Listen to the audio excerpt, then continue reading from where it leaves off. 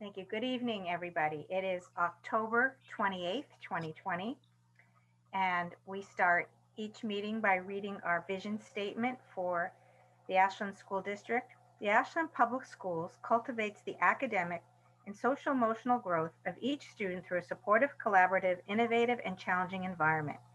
Students will develop into self-motivated, resilient, lifelong learners who embrace their role as responsible contributors to a global community. This meeting is being recorded by WACA Cable TV, and our order of business this evening includes our open session call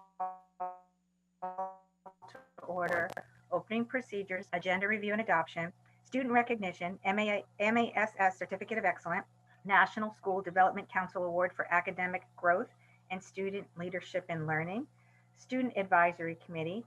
We'll have time for public comment, and our administrative items this evening include the superintendent update, COVID-19 and enrollment, superintendent's draft goals for 2020-2021, warrant approvals, and our consent actions include the approval of minutes from September 3rd, 2020, September 23rd, 2020, October 2nd, 2020, October 14th, 2020, October 16th, 2020, acceptance of gifts and donations, assistant superintendent update, member updates, action items, and then we will adjourn.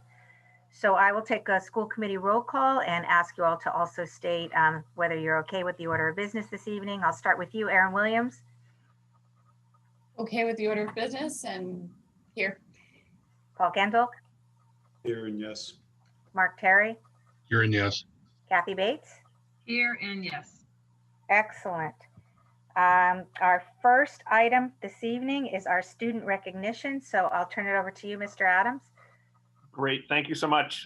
This is always one of my favorite nights of the evening, or nights of the year, and where we get an opportunity to share some recognitions with our students and the school committee.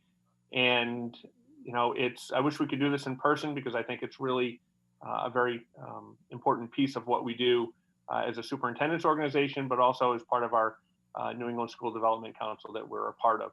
So I first want to go through, we're gonna have 3 awards tonight for 3 outstanding young ladies and members of the Ashland senior class. And I want to first thank Ms. St. Kerr, Ms. LaChapelle, as well as the guidance staff for helping with these selections and working through some of the bios that I'm gonna read for you tonight. So first is the MASS, which is obviously it's the Massachusetts Association of School Superintendents Certificate of Excellence Award. I just want to read briefly what this award is. The Massachusetts Association of School Superintendents has designed an award for academic excellence. The awards are given to high school seniors who have distinguished themselves in the pursuit of excellence during their high school careers. The criteria for this is a 3-year cumulative GPA average, a high average, their rank in class, personal selection by the superintendent based on recommendations from the high school staff. And with that being said, for the criteria, this year we're presenting the award to Sophia Shepard of the graduating class. Sophia, where are you there? I'm going to move my screen around. Congratulations. Let me just, we have a certificate for you, but let me just read to you, read to the school committee what was written. Sophia is a very dedicated, bright student who has excelled at Ashland High School. She is always enrolled in the most rigorous curriculum AHS has to offer and is in the top 5% of her very competitive class. Sophia excels in all of her courses, not only because she is extremely bright, but because she is so curious and interested in learning about everything. She's fascinated by so many topics and has a quality that all educators love. She's a true lifelong learner. Sophia's cheerful, thoughtful, and inclusive personality is always a welcome in our halls at Ashland High School. She's a well-rounded, involved student, president of the National Honor Society, an athlete, currently on the varsity soccer team, and founding member of the AHS Public Speaking Club. P.S. You got this. Among other things, she's a member of the community who is always willing to contribute and make a difference. So it's my privilege to present to Sophia the MASS Certificate of Excellence Award for 2020-2021. So congratulations, Sophia. Congratulations, Sophia. Congratulations. Yay. Thank you so much. And the next two awards are from the National School Development Council. As you know, we are part of the New England School Development Council, and I'm on the board of directors of NESDEC. And one of the things that we're working towards is, supporting excellence and equity and continuous educational improvement. And NESDEC criteria is awarded and presented to high school seniors who, in the superintendent's opinion, have consistently pursued a high level of academic effort and who have also served as positive role models for the student body. Recipients of the award exemplify admirable character and accomplishment. And again, I want to reiterate, thank you to the administrative team at Ashland High School, as well as the counseling staff and educators to help identify and narrow down our individuals. First recipient is Sarah Chappelle. Sarah is a kind, inspirational senior at Ashland High School who embodies the core values and has a positive impact on those around her. She's been recognized by the College Board in their National Recognition Program for outstanding achievement. She is also the recipient of the St. Michael's College Book Award. Sarah is planning to pursue a college degree in chemistry with additional science studies, including astronomy, physics, and engineering. She is an accomplished pianist who shares her talents in a way that lifts spirits and brings joy to all. Sarah volunteers her time readily to the community and also participates in choir chimes, Breaking the Barriers, Leo's Club, and Robotics Club. She's a valued member of our school and community. Congratulations, Sarah. Congratulations, Sarah. Congratulations. Thank you. And our second recipient, I'm assuming, there, okay, yep, I just see Mary. I was hoping it was the right Mary, because before I didn't have a picture, is Mary Essenther. Mary is a high-achieving scholar who has been recognized as a commended student in the 2021 National Merit Scholarship Program. She's a focused student who is determined to excel in all she does. Mary is planning to pursue a college degree in biomedical engineering with particular interest in coding. She is the public relations officer for the Girls Who Code Club. Mary also participates in the Model UN, Public Speaking Club, Student Council, Track, Math Club, and Glee Club. She volunteers her time in the community and has been recognized for her integrity and achievement. Mary is the recipient of the Wellesley College Book Award and is a role model within our school and community as well. So congratulations to Mary. Congratulations, Mary. Congratulations. So with that, I will actually turn it over to Ms. St. Kerr to introduce, or is there someone else going to introduce the Student Advisory Committee this evening? I'd be happy to. And congratulations, ladies, on those awards. Well deserved. I wish I could be taking pictures at Town Hall, but you just in time for, I know that early action decisions are coming on the 1st, so a couple days away. So I hope you can add these to your extensive resumes. So tonight is our first night with our advisory council. They were elected on our first online elections last spring. So we have with us tonight Raheem Saeed, who will be your regular member, who will be attending your meetings, Lauren Marcy, Claire Marcy, Caroline Ellis, and Helen Varghese. And they are going to present to you their perspective of what's been going on for the last couple months. The floor is yours, people. Hi, everybody. I'm Caroline Hello. Ellis. Caroline. Hello. Hi, I'm a senior, and one of the things that's been happening since school started is, and I can say that all the students are really thankful for this, is sports. So despite the restrictions, everyone really wanted to play. And so we've had sports like soccer, field hockey, cross country, golf. And it's crazy to think that we've been in school this long, but recently a lot of these sports actually had their senior days instead of our senior nights. They definitely looked really different. No big student section to, cheer them on, but their parents are allowed to go, and they went out on the field, took a picture with the seniors. So we're making the most of it. And yeah, the other thing that has been going on is that we're not able to do some of the really fun things that the school usually puts on, like homecoming week. We usually have a big pep rally, so instead, student council is actually putting on a virtual student pep rally, which is really exciting. Usually we'll do, chair racing with the teachers. And I think what they're trying to do is, send in videos and stuff. So yeah, we're making the most of it. We're doing our best, but thank you. Thank you. Who's up next? Hi, I'm Lauren Marcy, Hi, Lauren. and hi. It's been difficult to find ways to fundraise and get community service, but students have been provided a lot of opportunities through clubs. Make-A-Wish has an event coming up on November 11th that is a 5-mile walkathon, and it will raise money to grant a wish.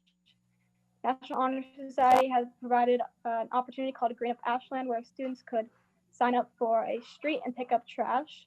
And also the Peer Leaders Club at Ashland High School is setting up a tutoring center for middle schoolers that will not only provide community service for the members of the club, but also help middle schoolers academically, as it's been difficult to learn online. Thank you. Thanks, Lauren. Hi guys, my name is Rahim Sayed. So I just wanted to talk about a couple of things that have been happening in our school. So first off, the safety precautions for COVID. A lot of students are really appreciative of what the school has done regarding the one-way hallways, the constant sanitization, the mask breaks, the outside lunch. Everyone's really appreciative of that. I want to talk about expand on the community service opportunities. I think that students are finding it more difficult and are becoming slightly more uninterested in community service because of obvious concerns to their health. I think that the school should maybe think on sort of advertising community service by providing like opportunities to students that may be even reoccurring, so as to like help them gain more community service hours for to help their community. I think it'll be beneficial to both the students as well as the community.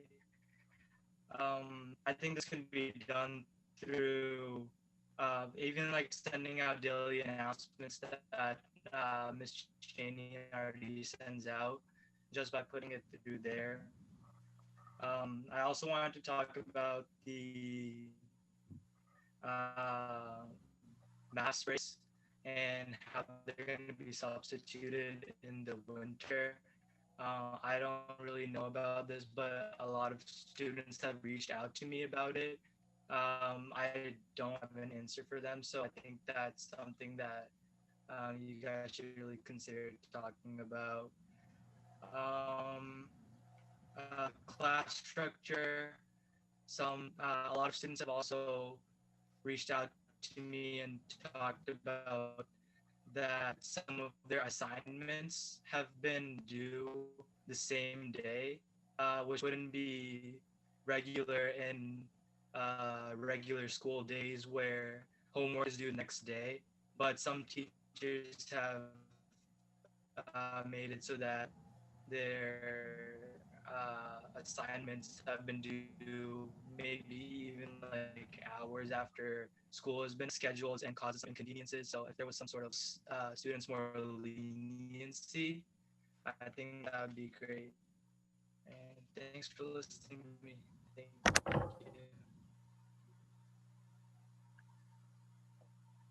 you. Okay, I'll go ahead and go next. Hi, my name's Helen. Thanks, fine. Hi, Helen. Hi. So this year, me as well as Sophia and Caroline are on the board of NHS, so I'm just here to give a couple updates on that.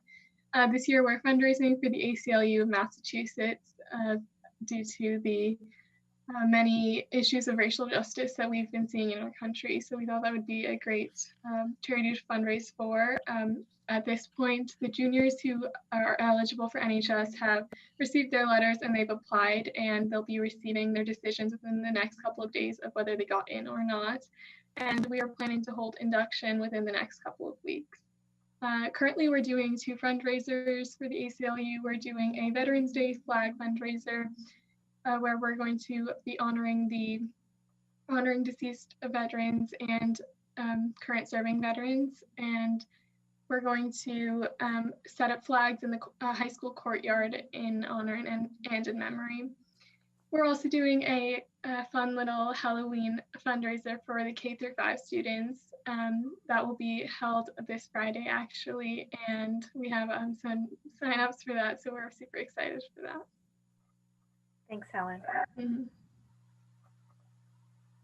Hi, my name is Claire Marcy, and I'm a senior. Hi, Claire. Right now, hi. Right now, it's very stressful for us seniors because we're applying to colleges and writing our college essays and our supplemental essays. And we also can't do all the fun activities that come with senior year, such as the Halloween parade. But our class officers and our entire class are thinking of other fun ideas and activities to do and senior privileges. And recently, the seniors got to paint their parking spot. And this was the first year that they were able to do that. And it was a lot of fun and they look really good. Hopefully we can think of more fun activities and things to do to try and have the best senior year as possible. Thank you. Thank you all. And welcome. And we look forward to hearing from you all throughout the year. And we know how weird it is that we've got to come on Zoom and interact this way, and as well as all of the other changes in your lives. And it sounds like you're all doing your best to work with what we've got here. And we're thinking of you all the time and here to support you and doing our best to just make the things that we can make normal, and the things that we can't, we'll figure it out together. So thank you for your commitment to Ashland and for being here at this meeting and for all of your amazing accomplishments to the award winners tonight. And please feel free to let us know how things are going and how we can support you. And I guess that's back to you, Jim. Okay, thank you. Everyone, with the exception of Raheem, you're free to go if you want. You can stay if you want, but you're certainly welcome to sign off for the night. So unless you want to stick around and see the rest of the business. You're always welcome as long as you want. I mean, in our regular meeting, when people are done speaking, they usually get out of the room, and Zoom makes it a little bit more awkward to do that, but we will not judge. No. We get it. So do what you got to do, but you're always welcome. And I also need to ask while you're all still here, because some of you are seniors and maybe you have something else you want to share. We have a moment for public comment at the beginning of every meeting. And if there is anybody here who wants to share anything before we move forward with the agenda, now's the time to do that.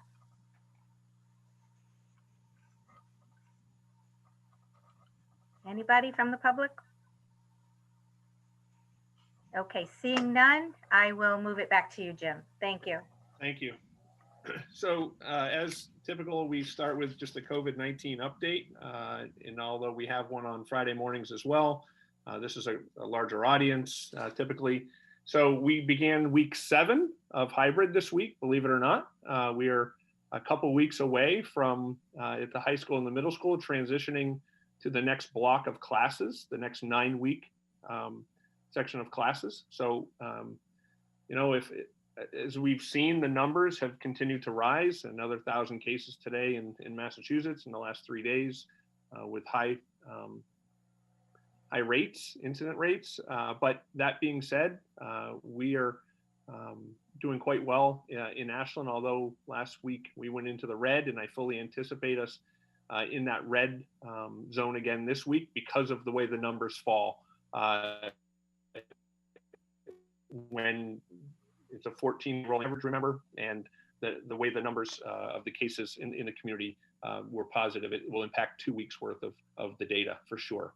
So other than that, we're moving forward with starting and beginning dialogue with the association, the Teachers Association. I began today with an email to Michelle just to find out, hey, we've got to be thinking about long-term and long range, and what does that mean for us as a school district?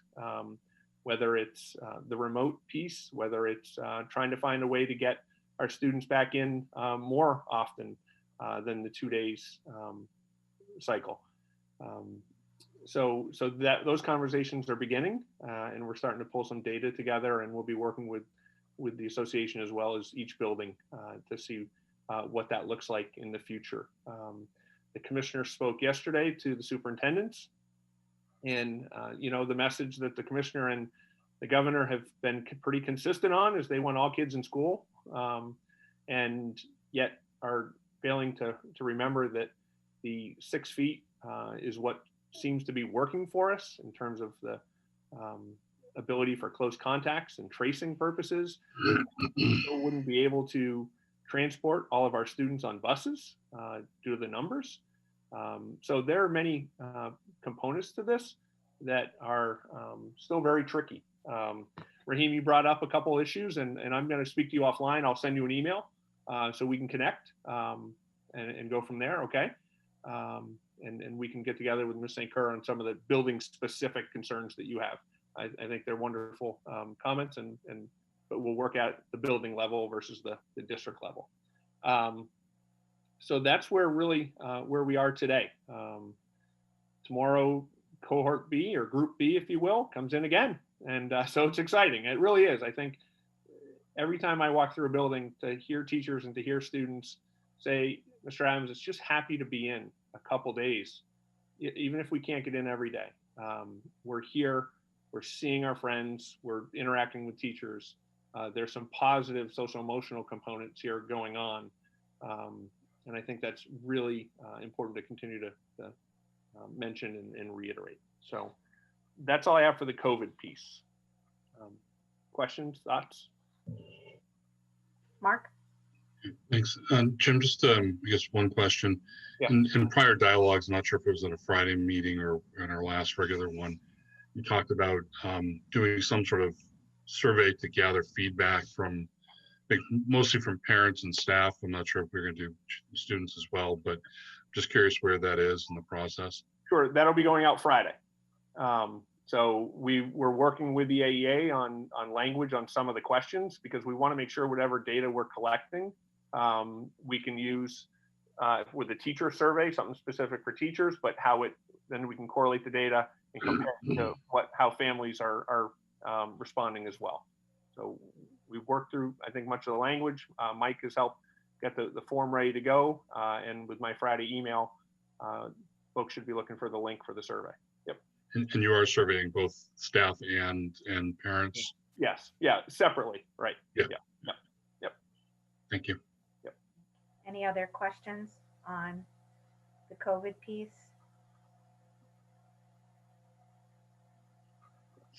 Okay, So you're moving on to enrollment then? yeah, so this is COVID related, to be honest with you. I think what I wanted to do is share some of the data.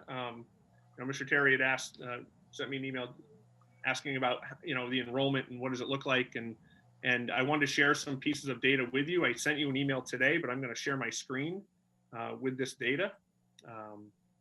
Give me a moment.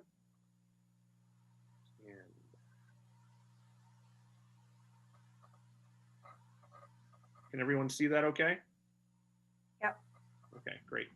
So there's a lot of information here. I wasn't quite sure what you really wanted to, what would move you to be interested in, except as we finished our October 1 reporting to the state, it was pretty interesting to go through the numbers specifically. And as you look at the end of the school year, obviously I moved all the grades down a level. Does that make sense? So grade 1 was really last year's kindergarten group. So I just wanted to show apples to apples in terms of what we have for current end of school students and what it looked like in terms of are they coming back or not coming back. So the seniors were pulled out of the group, and that's why the kindergarten has 0 at that stage. So it's apples to apples. So grade 1 was last year's kindergarten group at 190 kids. And this year, there's 180 kids, the current enrollment. So there's a decrease in 10. Does that make sense? Yes. So under the change in enrollment, like 7 or 8 columns over, it says right here, change in enrollment, you'll see it's a -10. So that's how you can tell for grade level, okay? So that's what it looks like in each grade, how many students are down. Well, that's all well and good, except what really caused that? And I think there are a couple things we need to look at. How many students, I'm just going to use grade 1 as an example. We have 4 new family students who wanted to be homeschooled out of that 190 from last year. And then we had 7 students who transferred to parochial or other private schools. So about 11 kids. So those 11 kids are not part of the 180. Does that make sense? So we're really, pretty much exactly at the same number that we would have had. We had 10 students move out of the district during the summer or during the school year, and 11 new students move in.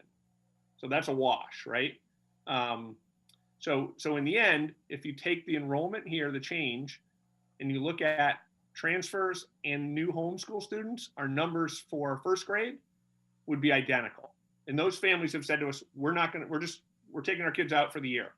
The parochial schools are in every day. We want them to be in school every day. And this is what we can do in our family situation, our family dynamic. So you'll notice a huge discrepancy in end of year pre-K to the current enrollment of 93 to 52. Sarah had, and could speak to this more eloquently than I can, in terms of we reduced our number of classes, again, the amount of students that could be in the classroom together because of COVID. So it impacts the number of tuition paying students that are in the enrollment. We do know that when the sign up occurred in the spring, 19 families chose to withdraw their students from pre-K totally because of COVID related concerns. So as we're looking at the total data, you'll notice we're down about 71 kids, 71 students from the end of last year, apples to apples, grade 1 through grade 12. Okay. And a lot of that's made up 24 new homeschool students, 30 students moved to transfer to parochial schools, so there's 54. And we had 19 kids go to Keefe. We're anticipating about 11 initially, and typically we're going to get some of these kids back. There's a fluctuation of kids. So with those kids pulled out of the system, we're pretty flat in terms of the enrollment, if you will. Another, I guess, important piece is we've had 110 new enrollments this summer and through the fall. And of that, about 36 exactly, students have been identified as L students, or 33% of our population of new enrollees. Pretty high, pretty significant. So I think, that's something that we always keep an eye on. So where does it relate to NESDEC? And I think that's another piece of the puzzle. We're down about 53 kids from the NESDEC projections. That being said, we will present this information, the October 1 data, to NESDEC, and they will again update their projections. Today we did the MSBA, and Paul will speak to it later, most likely, but we had our budget meeting and approval with the MSBA, and our numbers for a 635 building, I think we're at 30 something right now at Mendez. So we're on target for that too. Questions?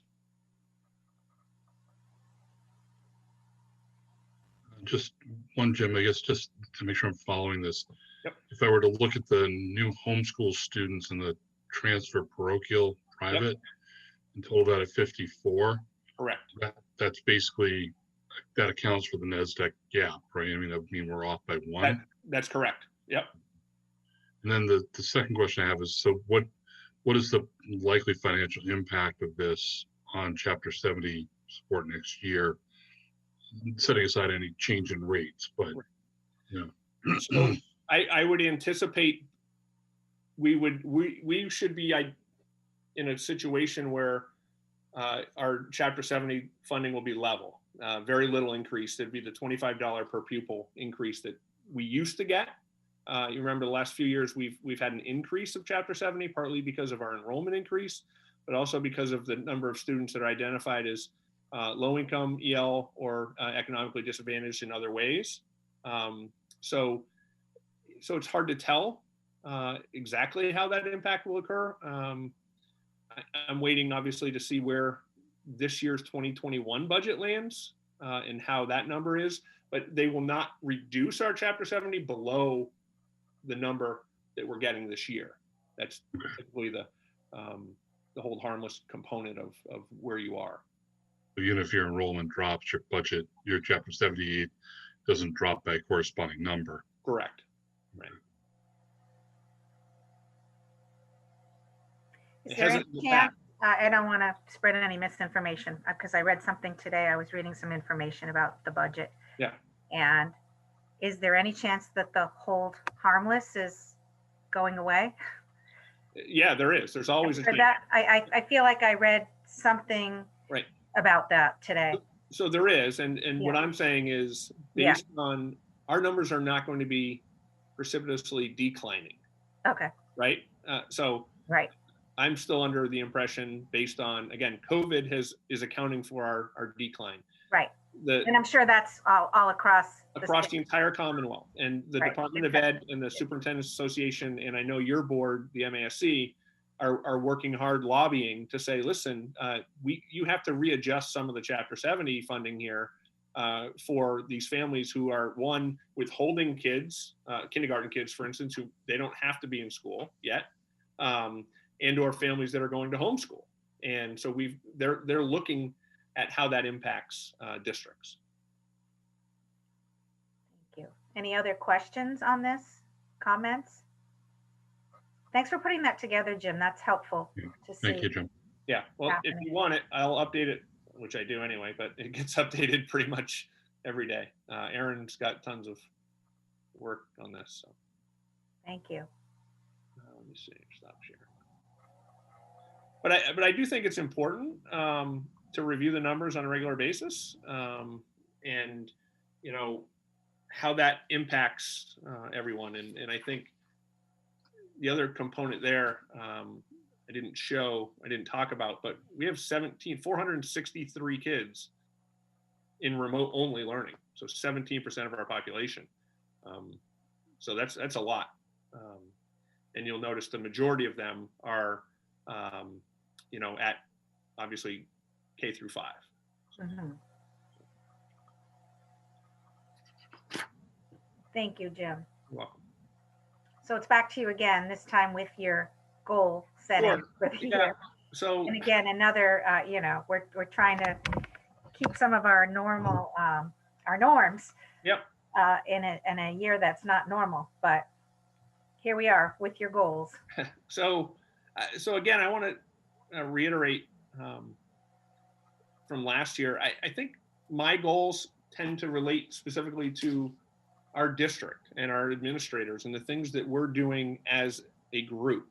And you'll notice that these goals, again, I can't accomplish anything on my level unless everyone across the district is doing their part. And I'd written to, just so for the rest of the committee, I'd written to Mark and Lori to say, hey, I was struggling with the first goal about the pandemic and creating a goal, because a lot of this work obviously was done throughout the summer, but I figured, June 30th was the end of the year, and July 1 became a new school year, and our goal of getting our schools open and creating a learning plan and focusing on, the next phases of learning would be appropriate. So this goal relates directly to that, and how we're utilizing our funds, how we're safely opening schools, creating metrics, and making sure that we're doing the best we can given the circumstances. I was going to tease you about that one just because you gave yourself a grapefruit that you already did, but Yeah. But we also talked about this before, like what do we want the goals to represent? And I think it should both represent what you are doing or have done. It should be an accurate representation at the end of the year. And so the fact that we're doing it now and you've already, put in so much work, I think it's perfectly appropriate for it to be in there. Yeah. I was just sort of, I didn't feel comfortable at first, but I do now. Yeah, it's entirely appropriate. It's a tool also for evaluation of the superintendent, and this is the work that you've been doing. This represents at least 4 months of work, which is probably, if you count the hours that you've all been putting in, you and your entire team, it's probably more like 12 months worth of work. So it's entirely appropriate, and it's not over. Right. No, not even close. Right. I mean, we've still got a long ways to go with this. And again, these are just for the community. These are just drafts, goals for input from the committee tonight, so I can clean them up, and next meeting we would officially approve them. This I can have Mike speak to this. This is actually one of our team goals, working on gaining a greater understanding of proficiency in diversity, equity, inclusion, social justice, and anti-racism through our aligned and targeted professional development. You can notice that that we have PD currently set aside. They've already done some work, and this is important, and it's important work.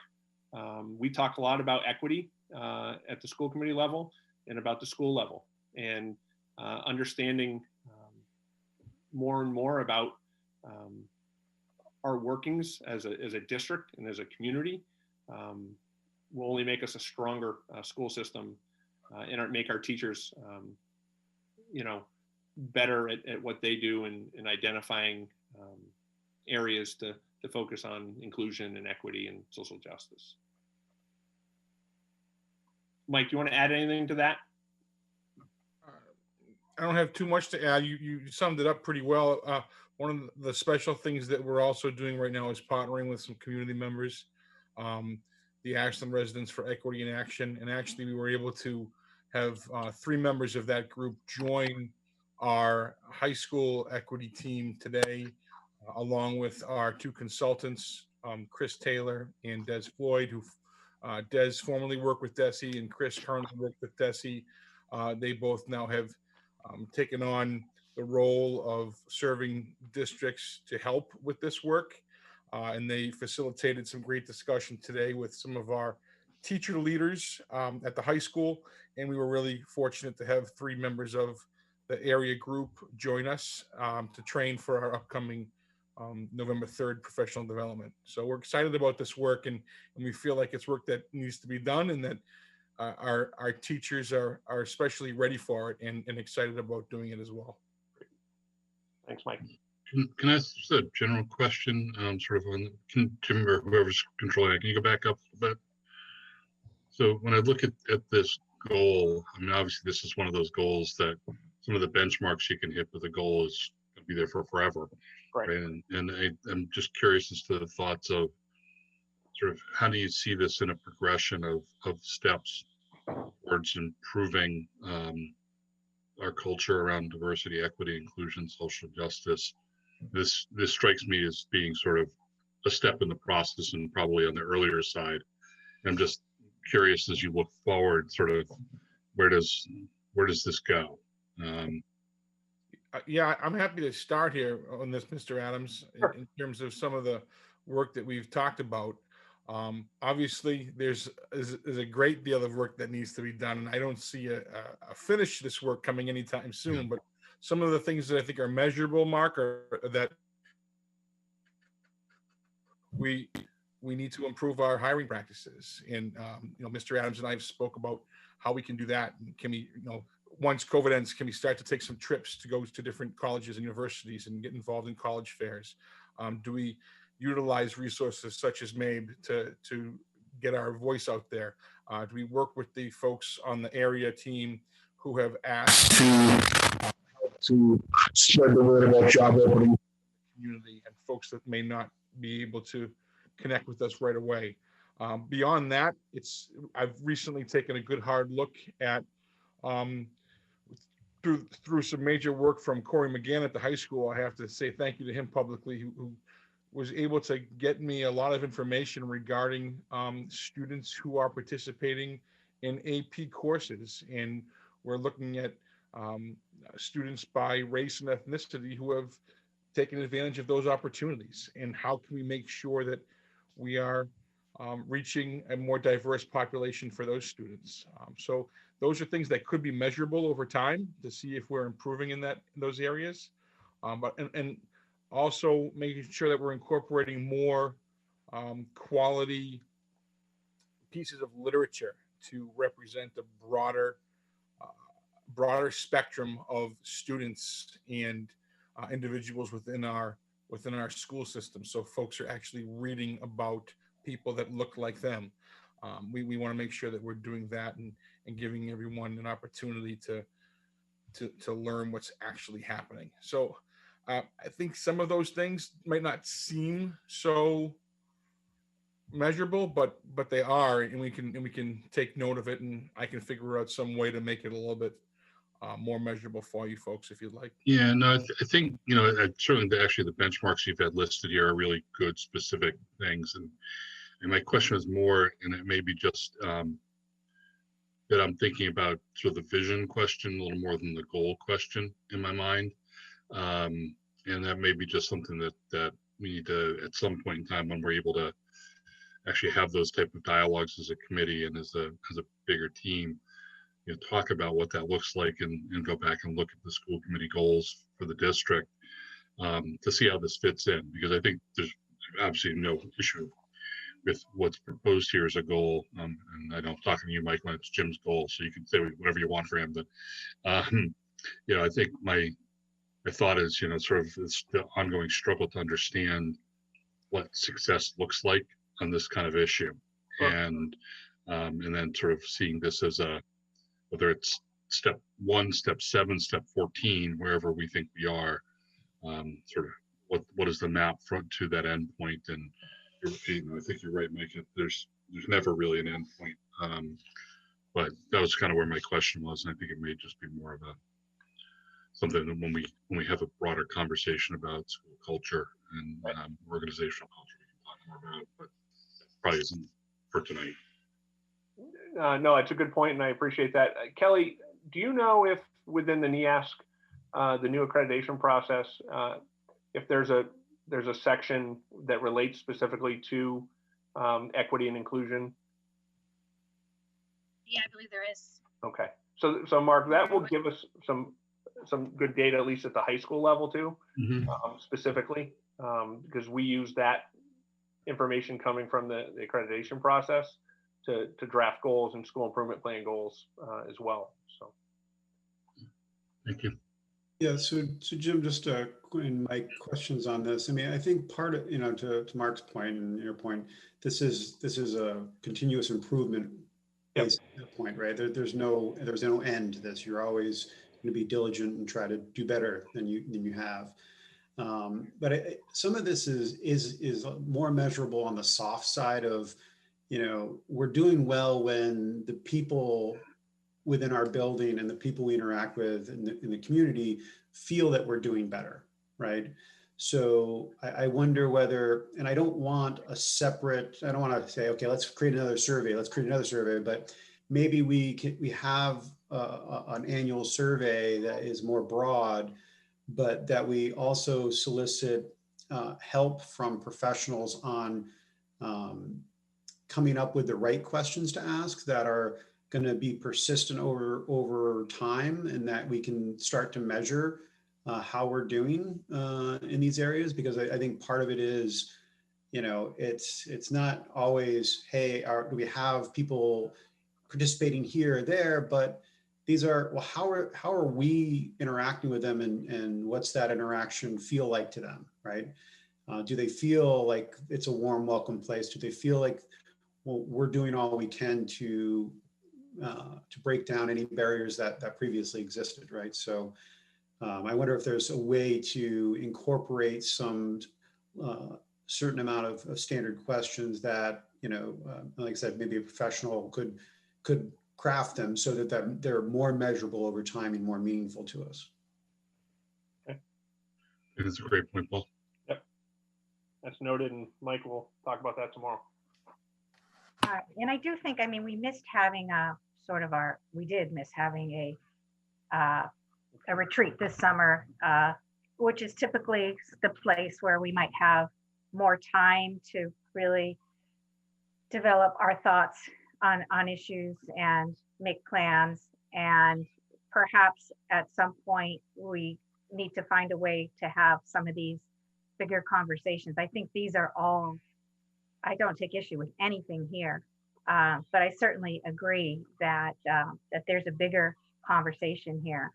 And some of it really might not even become apparent what we need to talk about until we start breaking down some of these things or getting input from any experts that we plan to reach out to. And, you know, I personally hope that there is an end to it, but, you know, there's always continuous improvement in everything that we do all the time.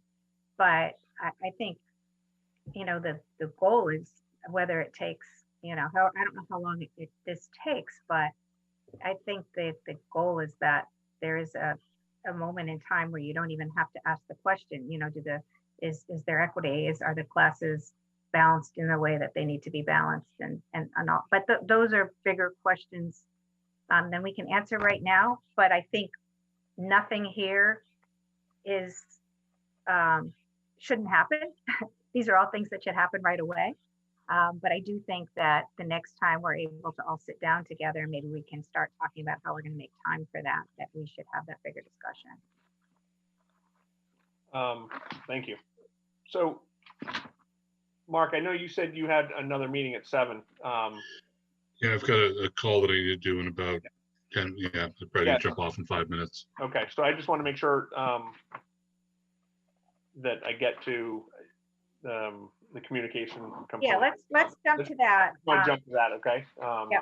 So I want to be thoughtful of the conversation that we've had, and again, I'm certainly looking for input here from the committee as to how to formulate this goal, as well as actions and benchmarks. And the conversation that I've had with Mr. Terry is that as we look at communication, we always know it's another one of those areas that we can do better, right? I mean, we may have made significant progress and strides in each school and how we're communicating on consistent formatting, the day of the week, but there's still great room for improvement from our administrators, myself, the educators in the classroom and how they present information, but also then looking at a higher level of the communication that comes out of the district to the whole community.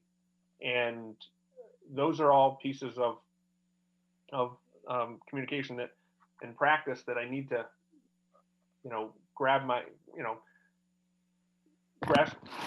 and try to wrap my head around it as to what it is we're looking to do at the district-wide level. Even though I think we've made great progress, and surveys to parents say communication's great, but what does that really mean? Are we, you know, when we have to fix communication 2 or 3 times because the message isn't clear, that means we've communicated a lot, but that doesn't mean it was really effective initially. So. Jim, can you scroll down to that part? Sure. Yeah, I'm sorry. I'm looking at my paper. Sorry. Yeah. I apologize.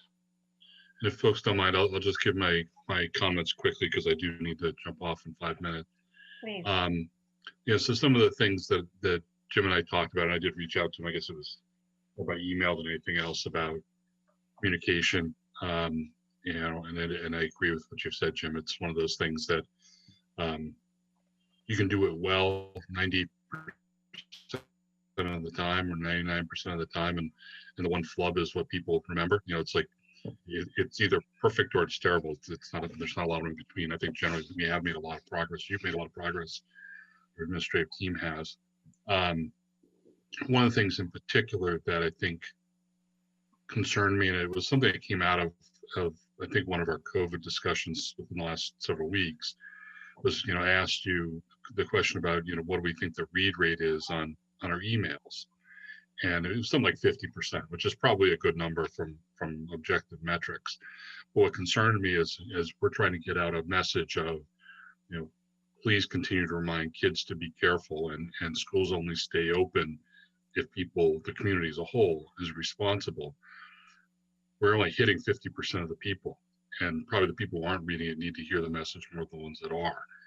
And so one of the concerns I have is sort of not just about how well the communication is done, but, you know, the things that I think we've struggled with and talked about many times over, in terms of how do we get people to pay attention? How do we make sure we're communicating in a way that people take in the information? And in this regard, I'm really talking about parents or the community at large. And I don't know that I have answers for that. So, you know, what you've reflected here, Jim, I think is a good broad way to try to approach the issue of, you know, let's have some sort of communication plan that attempts to move the needle in terms of effectiveness at a minimum by catching more people, right? And we know we have populations that are hard to contact, and efforts have been made, I think, year after year to try to build our communications structure and how we do things. But those are the things that I think were probably most prevalent in my mind, and the reason for sort of saying, you know, I think we really still need to look at this, or let me say it different, why we need to ask you to look at this, because even the best communications plan in terms of what it looks like, its consistency, its feel, all that aren't worth anything if nobody's reading what you put out. And so I think the focus on how to connect with people in a way that's going to be valuable to them, you know, is something we need to better understand. Mark, can I ask you real quick before you jump off, because you and I haven't talked really in too much depth about this. We've talked about it, but have you thought about whether or not, you know, hiring some kind of communications consultant? I know at the last conference, that MASC conference that we attended, I went to a session that talked about districts that hire somebody to manage all of that.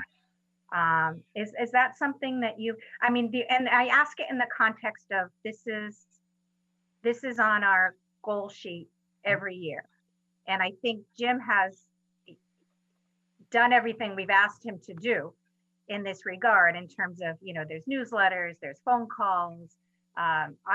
You know, I get all the emails from everybody, and truthfully, even just me being honest, like I read the ones that I think are pertinent to something that I might need to know.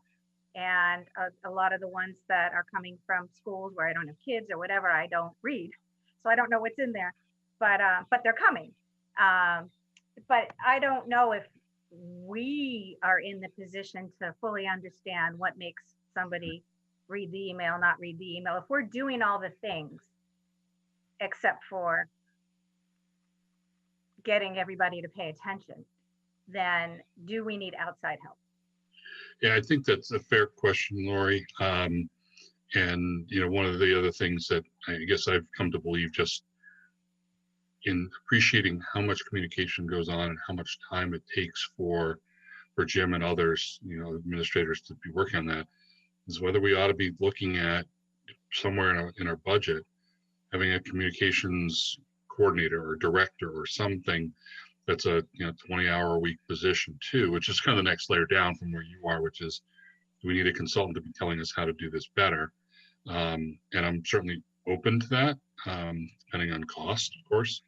But I don't know of somebody in particular that does that in this kind of arena. I'm sure the MASC could help us with that. But I think it's a I good actually thought. have a contact of the man who ran the discussion. So, I mean, there's somebody that could call for names and whatever, but I just didn't know if Yeah. that's where you were going with this. I mean, I guess my only concern is obviously communication is probably the most important thing that we do. And we need to be doing it well all the time. But to continuously have it on here and people feeling like there's something missing, and we're continuously, you know, giving high ratings for it. Yeah. So if there's still a problem, and I'm trying to really respect the fact that all of you are the ones that, you know, are in the day-to-day with your kids, and I'm removed from that now. So you're seeing things that I'm not about what you might be feeling is either not communicated or miscommunicated or whatever, or maybe the concern is just about other people that we're not reaching. But I feel like I don't want to just keep reinventing the wheel. We put it on the goals again. Yeah. You know, maybe Jim tweaks it a little. And if there's more to it than that, maybe now's the time to take another approach. Yeah, Yeah, Lori. I mean, certainly. I'm Sure, go sorry. ahead. Aaron, let me just say one quickie and then I got to jump off. Go for it. You know, Lori, I'm open to, you know, the general consensus of the committee on the point. My sense is that there is a broader conversation, probably more in my head than we have time to talk about tonight. And that I think why in my mind it comes to Jim is it may not be sort of things that Jim or Mike or the principals are working on, but how does some of that filter down throughout the district? You know, and some conversations again that may be more retreat level. So, you know, I'll defer to whatever the committee thinks on that point. You know, to me, you're right. I think it is something that's it's sort of like you can always do it better. But if the committee feels like it shouldn't be a point of emphasis, at least for now, until we kind of look at a bigger picture again and come back at it, you know, that's certainly fine with me. So with that, I do need to jump off. I apologize for leaving the middle of the conversation, and I'll look forward to hearing how you decide in the papers. All right. See you, Mark. All right. Thanks, Good Mark. night, guys. Have a good one. Erin, Thanks, do you Mark. want to jump in there? Yeah, no, Lori, I was just sort of in agreement because we've had, you know, communication has been there. We've talked about it. We used to talk about like more of a social media strategy and whether or not to have more of a presence, yada, yada. And I do think that this is like level 2 or version 2.0 of communication, that if we're really only getting a 50% hit rate on the emails, that we need to flesh out the reasoning.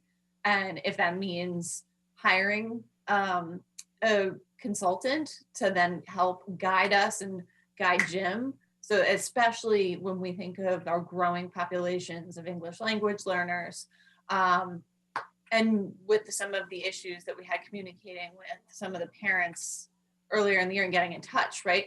We don't know how we're always reaching them. So I'm just in agreement of like kind of pushing this to the next level rather than just having, I feel like it's sort of static right now. Yeah, and just to somewhat echo that, but I think this is like the previous goal we talked about. It could always be on there. It's always something you should be continuously trying to improve. And honestly, if we are getting a 50% read rate, I don't know. Is that an awesome figure, right? We can get at a consultant that could tell us that, listen, that's better than you could ever expect to get. Because just like engagement in the community or for any other thing, you can just do so much. You can't make someone read your email. You can't make them do these things. And there's probably a level that we would plateau despite the most robust, amazing effort we could put forth, right? So I think the progress or the way forward from where we started is we could identify, and Jim could identify, let's do X, Y, and Z. That makes a lot of sense to be on a goal, right? I want you to take a look at this, do a self-evaluation. I want you to come up with a plan. I want you to come back and we implement and we do those things. But this could be on there forever, right? And at some point, we either say, we think we're doing a good job, or I think we need to take it to the next level and say, all right, it's not that we think we're doing a good job. We've had someone come in and tell us, we're either doing a good job, we can improve in these areas, but hey, you know what, don't expect it to go beyond X, Y, Z, or hey, you're measuring it wrong, or whatever the case is. But this is something that, what is this, our third or fourth year having this on the goals, and so is it on here because it's a focus? Okay, great. That might be a tool. This might be a tool to, hey, it is something we're asking Jim and his team to focus time on, and therefore the goal can reflect that. Hey, we're spending your time on this, and we want this on here for continuous improvement, and there's a reason for it. But I personally don't know if we got some measurement that say we're getting a 50% read rate. Is that good or bad? You know, and part of me says, hey, that might be awesome. And another part says that sucks. I don't know. Right. You know, and so I think we would need to take that next step. So it all depends to me what the purpose of this goal is. Is it a focus goal, as in, hey, I want you to be focusing on this and devoting time, and make it a measurable part of your evaluation to say, hey, we're gonna bring this up? Or is it a discrete thing, we want improvement X, Y, Z, and it's measurable? You know, for that second piece, I think we need help at some point. Right. Yeah, Paul, I'm thinking it's more about an analysis right now of what we are doing, and then a plan for movement of communication in the future. That's where I'm looking at this. We've implemented a number of things over the course of the last few years, to your point, that this has been a continuous goal of ours and mine. And now I think we need to find ways to analyze the effectiveness of that communication. And I agree. I mean, if 50% of 4,200 emails are being looked at, is that a good thing or a bad thing? I'm not sure. But that's what I send out, and that's what it's the capture rate is. But it also sends it to every student in the district. It should be all students, all teachers, all parents. You know, so what does that look like? I can't imagine the students are opening my emails, so they're probably not even looking at their school email account. So. They set up a filter. Exactly, unless it's a snow day conversation. So it sounds like, you know, Erin and Paul and I, I think Mark is saying this in a way as well, you know, are kind of in the same direction with this, and Kathy. But the question is, I guess I'm seeing two things now. Either it's never going to bother me to have this goal here. I mean, communication is always important, and it's always great to have that be a focus. And again, we can always improve, fine. But if there's a bigger mission here, then we probably either need some outside help or another conversation, or maybe for the goal to look a little bit different than it has in the past. Because I do feel like, at least, you know, our top administrators, I don't know what goes on, you know, when it trickles down to the teacher level or whatever, but I feel like everybody's doing what we're asking them to do, and they're doing it well. And if there's another part of this that needs improvement, I'm not entirely sure what it is or how to get there.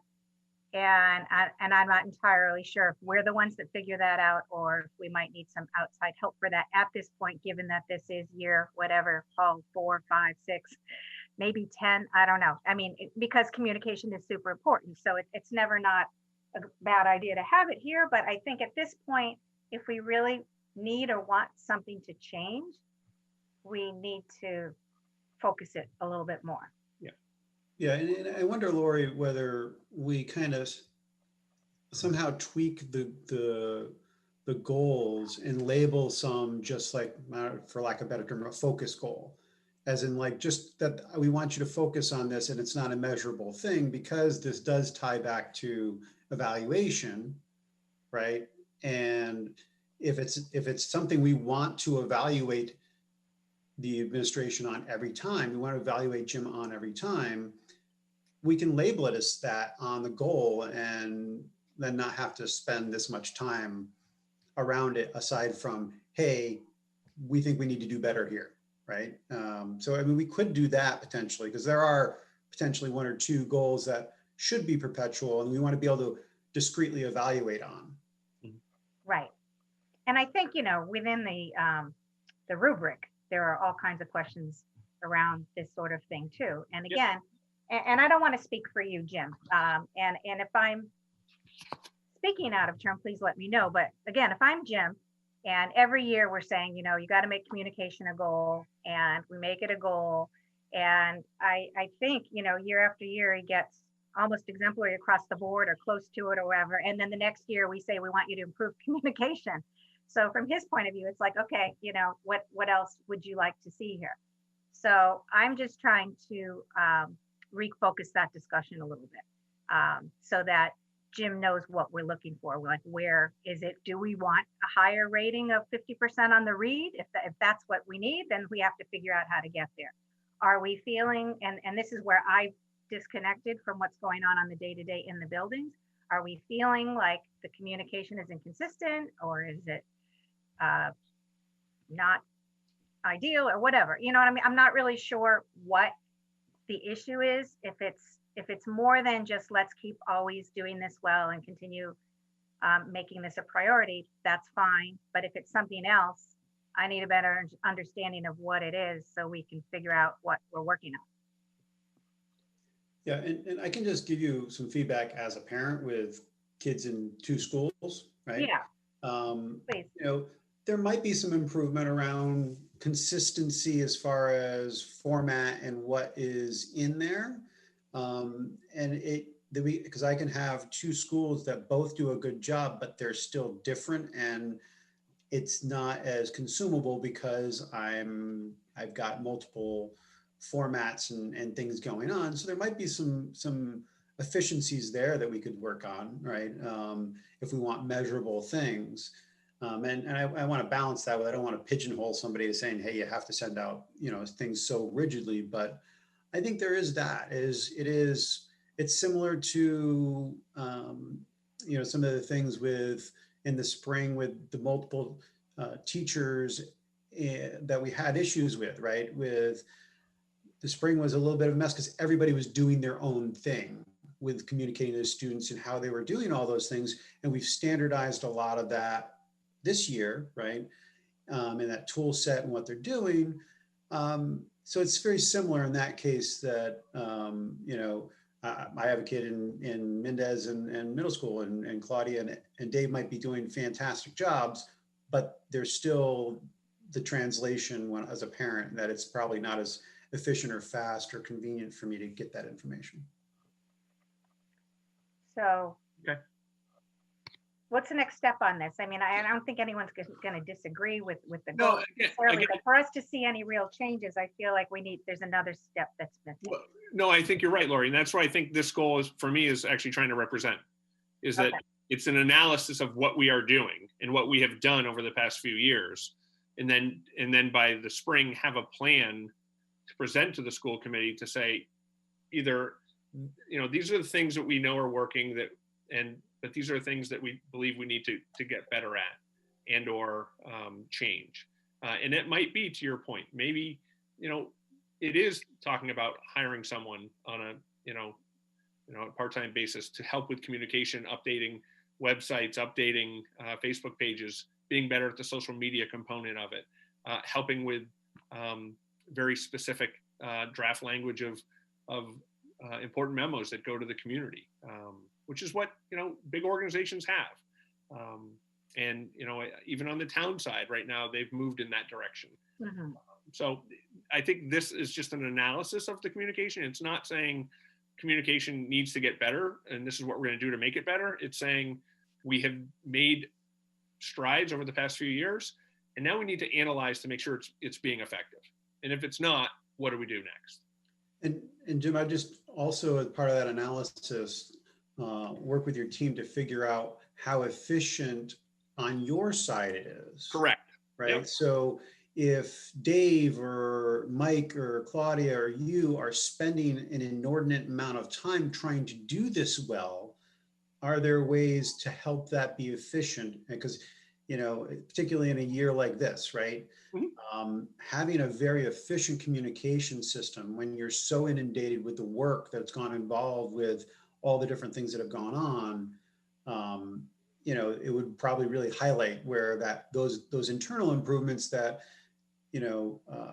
would help maximize your time and make it more efficient. And then by proxy, help with that communication, make it more, it's always going to be better if it's more efficient on your side as well. No.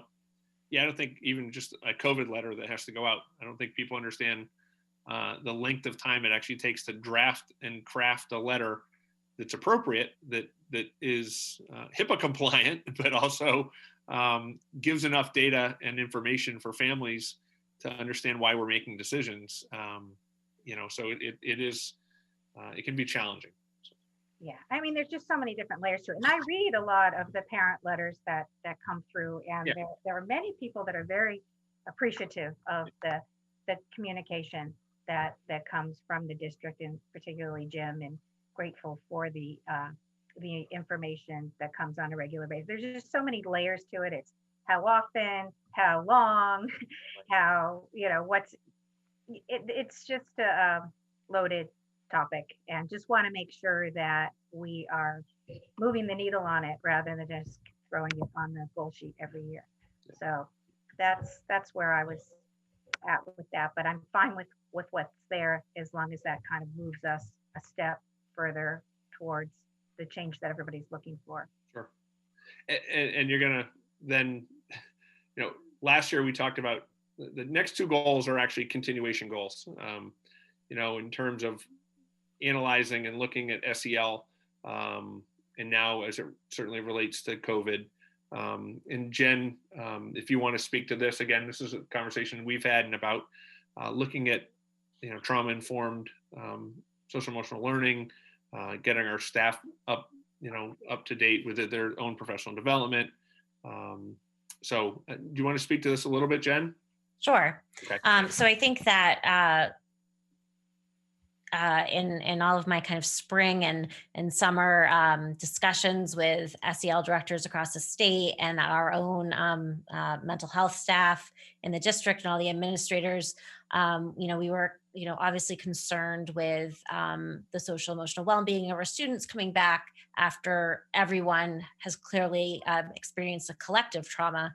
And, we know that many of our students have, traumas that, before COVID. So I think that one of the really important things was to make sure that our staff, our educators really had a sort of foundational knowledge of what is trauma, how does that manifest in the classrooms, what does it look like, what are evidence-based ways that you can intervene and provide supports that will actually help our students. And we also focused on how does the trauma of our students affect our staff? What does that look like? We all know that, adult SEL is so important because we want our staff to be in front of our students and being able to regulate their own emotions and to be able to do that well so that they can model it for their students and their families. So a focus of that was on what is secondary traumatic stress, which is a trauma that you experience through your students who have trauma. What is that? And how can you recognize that in yourself as an educator? And then what are, again, evidence-based practices that can help you to cope and deal with that so that you can be the best educator that you can be. So we provided professional development in those areas. And again, this is really, this is something that way before COVID, I personally felt it's really a passion area of mine. And I really feel it's extremely important to have universal trauma-informed supports in all schools. And I think that by providing this, where I was going with this was, this is kind of that first step.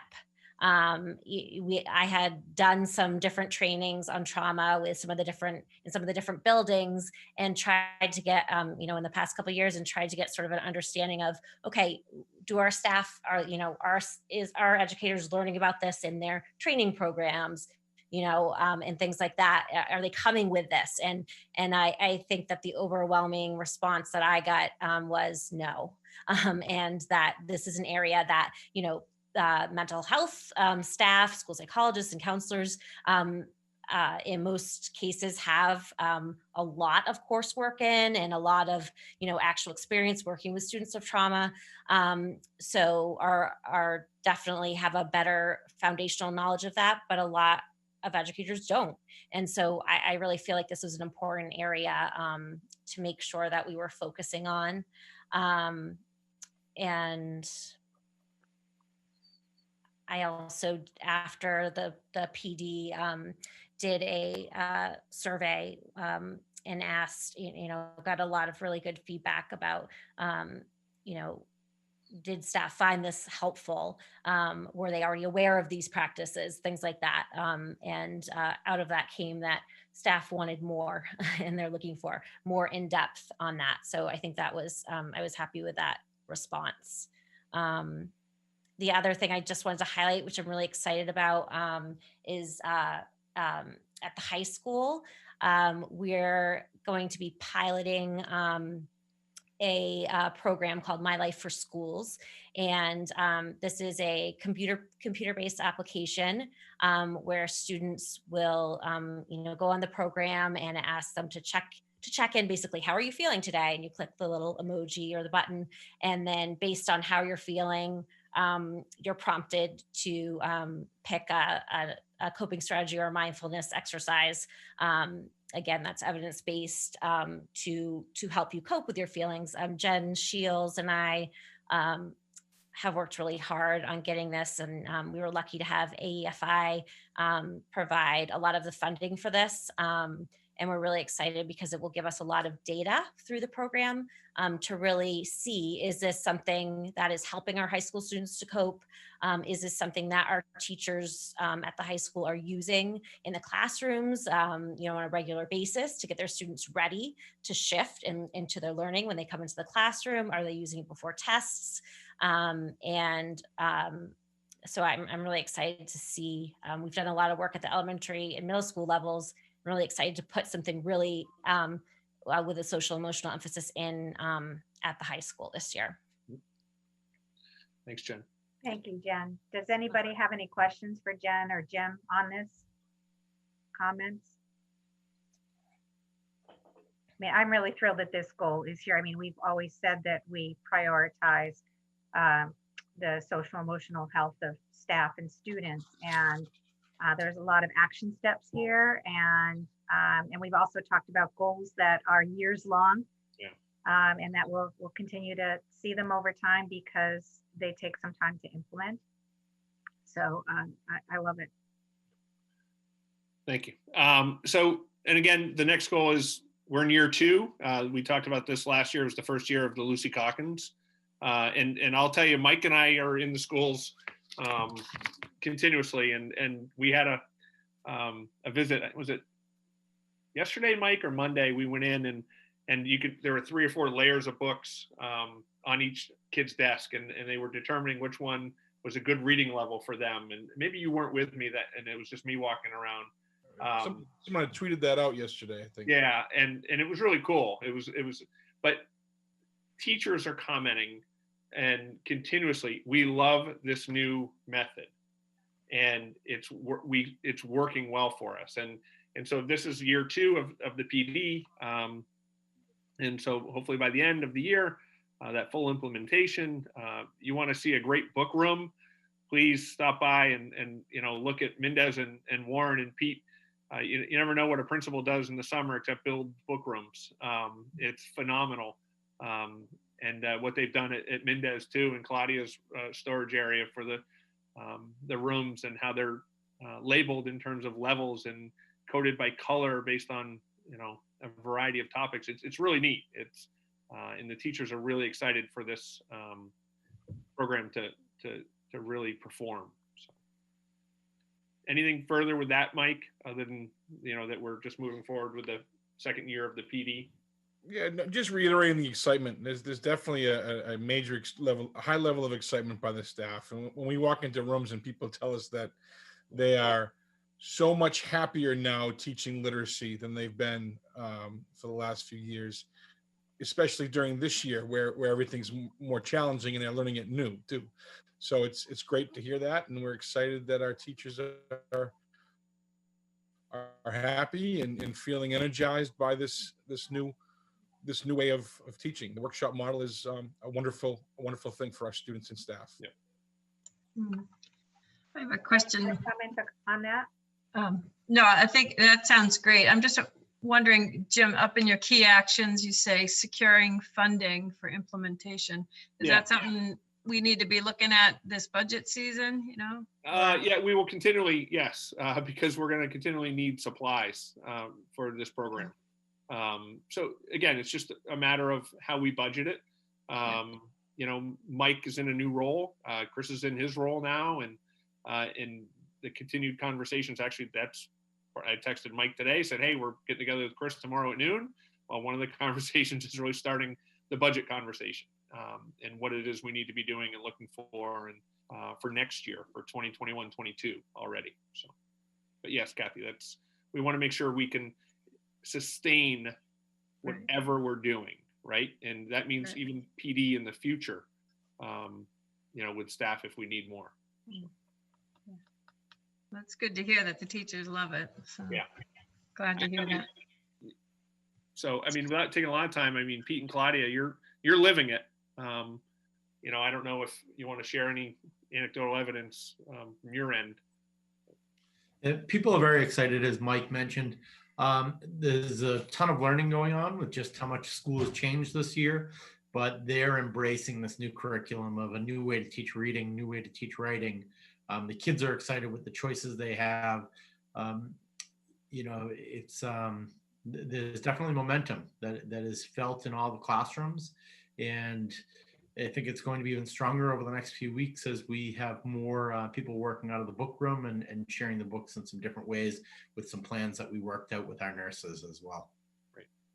Yeah, just to echo what Pete said and what Jim said, I think many teachers feel like they've come home to teaching literacy again, and that they are very grateful for the change. I feel as though this program also, it feels to me like there's an SEL component, because it does feel like the teachers and the students are all really sharing in the moment when they're reading together and talking and discussing about the books. And I know when I walk into the classroom, sometimes I interject a personal connection to the story that they're reading. So it really is, it's great to see.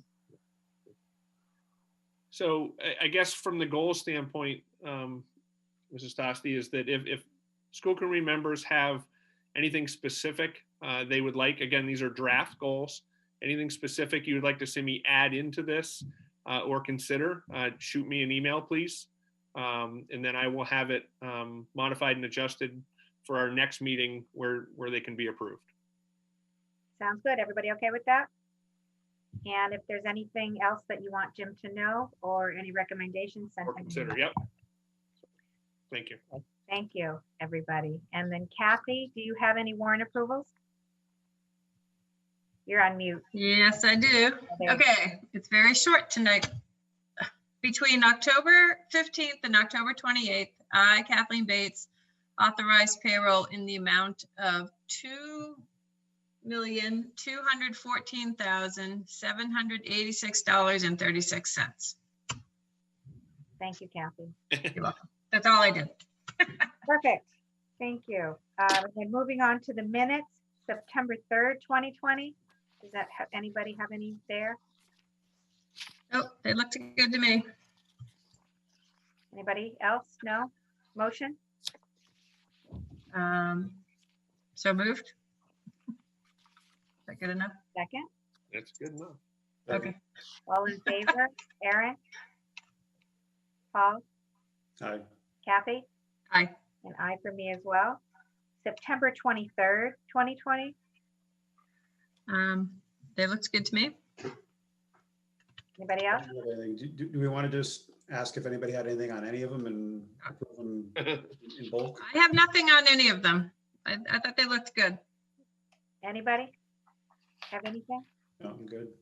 Where's Erin? Good. You're good. Oh, there you are. October 2, October 14th, October 16th. So do we want to take a motion then for all of them? Do we have to do them individually? Well, if you say that each date, I think we'll be covered. Yeah, so I move that we approve the minutes of September 23rd, October 2nd, October 14th, and October 16th as presented. I'll second that. And then all in favor, Kathy? Aye. Paul? Aye. Erin? Aye. And aye for me as well. Thank you. Great. And are there any gifts and donations? There are none. Okay. And do we have an assistant superintendent update? A very brief one, just to fill you in on what the finalized plans are for our upcoming Professional Development Day on November 3rd. Our Pitaway staff is going to be doing a number of different virtual presentations to learn from one another. And they're also going to be working on some of the social emotional learning aspects of preschool education. At Warren and Mendez, Claire Landegren will continue to work with our staff. She's going to be presenting the role of small group instruction and readers workshop. And she's also going to be presenting an asynchronous video for teachers to look at regarding organizing text to maximize access. And that's alluding to some of the work that Mr. Adams was talking about earlier in regards to our book rooms. At the middle school, we're excited that there's going to be a Safe Schools program regarding gender identity. And that training will be brought to us by James Schultes. And we're also having a training from the Massachusetts Partnership for Youth Anti-Racist presentation, which is creating an anti-racist classroom. At the high school, we'll be working on our NEASC preparation, as well as, again, continuing the work with Chris Taylor and Des Floyd and our equity team. And there also going to be a presentation from My Life for Schools that Jen Cutler talked to us about earlier. So it's a full day of learning. And also we're providing our teachers some much needed time to plan and to collaborate and to work with one another, because they are working so hard this year and we're very proud of what they're doing. So they need some time to just sort of sit back a little bit and take a look at what they're doing next. So especially since at the high school and the middle school, we'll be moving towards new terms, as Mr. Adams said earlier today. Thanks, Mike. Okay, member updates, Mr. Kendall. What have you got for us?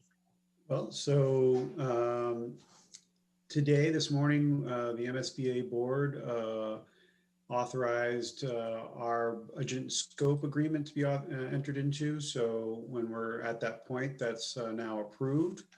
The details of which that essentially, if you recall,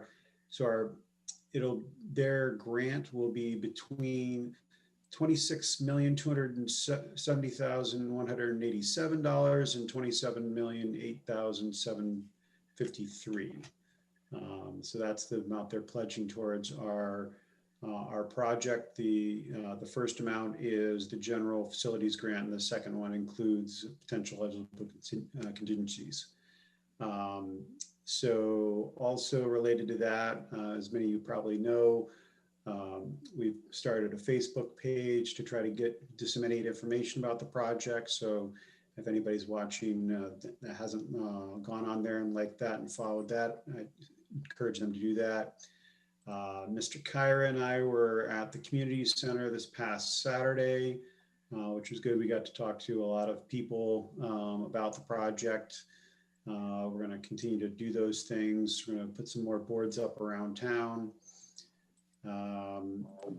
And yeah, look for other communications from us. We'll start to have opportunities for people to request semi-private meetings where they can host their neighbors or groups or whatever on Zoom meetings where Jim, Mike, and I can go on there and answer any of their questions about the project.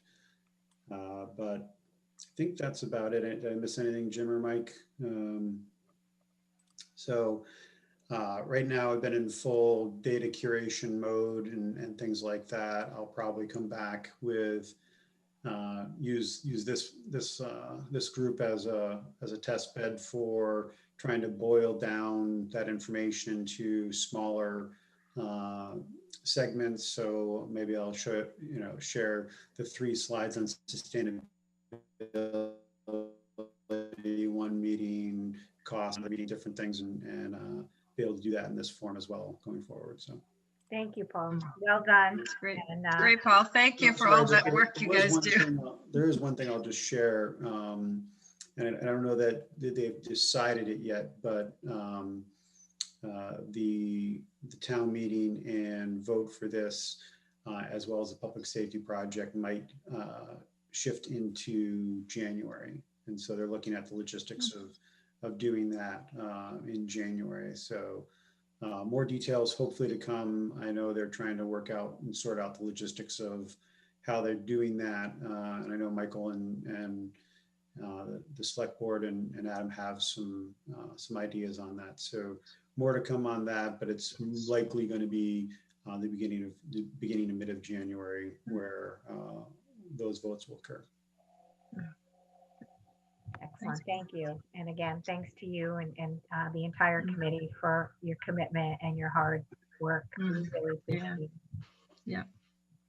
And what else? Do we have any other members that want to share anything? Kathy? I have an update. Yeah, we had, I attended the first ASHPAC meeting last night for this school season. And we have been talking about they're creating a new website that's comes under the Ashland Public Schools website. So they were having trouble with that, and they had been talking to the IT department. And I was copied on an email today from Diana Davis from ASHPAC, and she said that Ann Canton was able to reach out to her today and helped her.